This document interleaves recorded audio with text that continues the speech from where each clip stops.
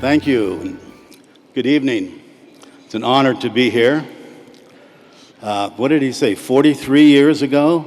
I was a senior, 45 years ago. I was a senior at the University of Washington, and I applied for a Fulbright in weaving to go to Finland. And, I was so happy to get this Fulbright until I found out that the host country had turned me down. And I really hadn't figured out a university to go to in Finland, or a factory, or have an apprenticeship. So part of the reason I got turned down was because I really didn't have a place to go. But 2 years later, I applied for a Fulbright to go to Italy and study glass. The Fulbright students all went over together on the SS Michelangelo. I was on board that day, and I had a good friend of mine, the White Eagle, came to see me off. And I was a little depressed. I had a battery-operated record player, and I had Bob Dylan's Blonde on Blonde album playing. And the White Eagle told me, Chihuly, he says, when you get to Venice, first thing, shave off that beard.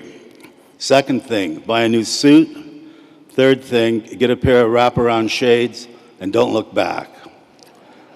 And I went on to Venice, to the fantastic Vanini factory, and it's very secretive. Glass blowing all around the world is secretive, but it's especially secretive in Venice.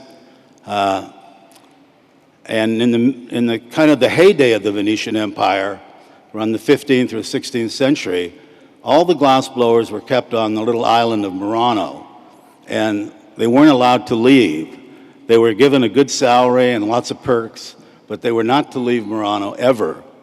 And if they got caught trying to leave Murano, they were beheaded.